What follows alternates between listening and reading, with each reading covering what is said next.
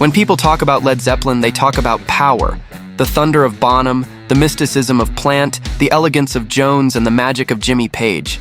But ask Robert Plant, the golden-haired voice of Zeppelin, to name the single greatest guitar lick Page ever created, and his answer isn't one of the obvious choices. Not Whole Lotta Love, not Kashmir, not even Stairway to Heaven.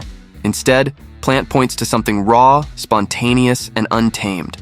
A riff that was born not from calculation, but pure instinct. He called it Off the Top. That riff came from the song Black Dog. In 1971, Led Zeppelin were deep into recording what would become Led Zeppelin IV, one of the greatest rock albums of all time. The band had just come off the experimental journey of Led Zeppelin III, acoustic, folksy, and reflective. Now they wanted to come back swinging, heavier, dirtier, and louder than ever. Jimmy Page, armed with his Gibson Les Paul, began experimenting with a series of call and response riffs, short, jagged bursts of sound that would challenge both the listener and the singer. He wanted something hypnotic but dangerous, something that pulled at the rhythm instead of following it.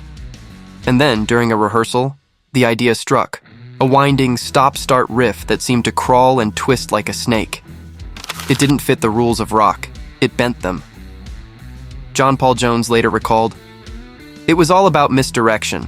The riff goes one way, but the beat goes another. You think you know where the one is, and then Bonham hits you from the side. It was chaos with precision, and it worked." For Robert Plant, Black Dog wasn't just another hard rock anthem. It was a moment of raw, telepathic connection between four musicians at their absolute peak. Years later, when asked about the greatest Led Zeppelin guitar moment, Plant didn't hesitate. "Black Dog, off the top," he said. "That's Jimmy at his purest, instinctive, fearless, and completely in control." What Plant meant by off the top wasn't just improvisation, it was creation in real time. Jimmy Page didn't sit and write the riff note by note. He felt it, channeling his energy straight into the guitar. The result was something primal, a riff that sounded like it had always existed, waiting to be discovered. Plant remembered the moment in the studio vividly. Jimmy came up with that lick and it was like, what the hell is this? It was so unorthodox. But when we locked in, it just took off. It had swagger. It had teeth.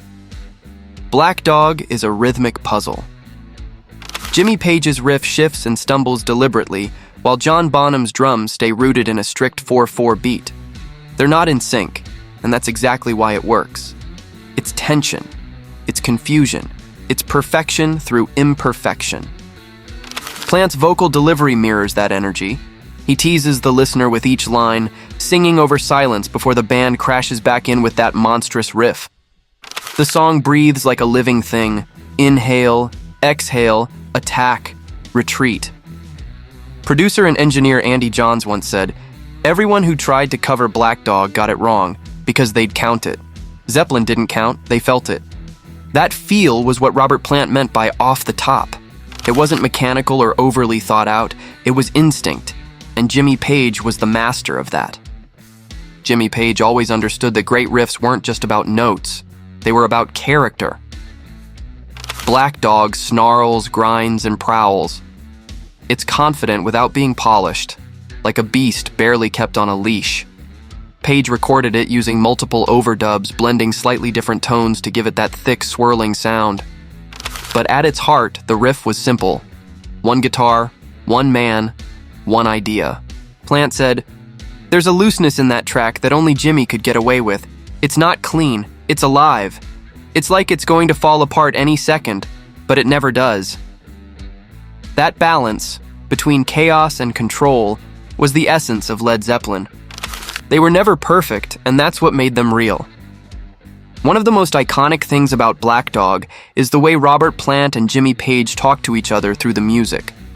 Plant sings a line, "Hey, hey mama, said the way you move," and then the riff answers back like a teasing conversation. It's flirty, aggressive, and electric. Plant once laughed, saying, "It's basically foreplay in musical form." That chemistry, between voice and guitar, was the heartbeat of Zeppelin. Plant's wild, bluesy energy meeting Page's razor-sharp precision created a sound that was both sensual and brutal.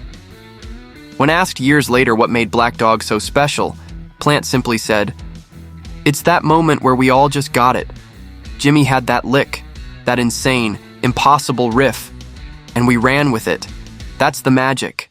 More than 50 years later, Black Dog still sounds dangerous. It's not polished like modern rock. It's rough, imperfect, and alive.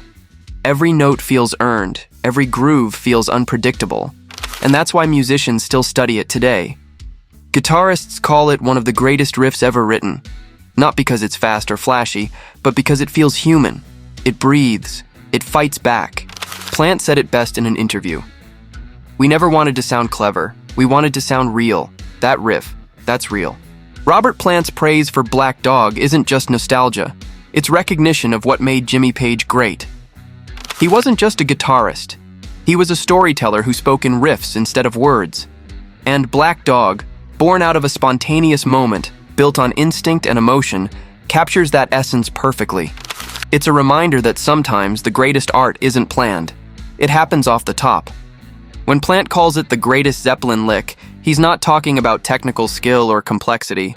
He's talking about truth. The sound of a band completely in sync, chasing the same lightning bolt and catching it.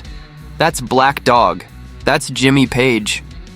And that's Led Zeppelin, raw, fearless, and utterly timeless.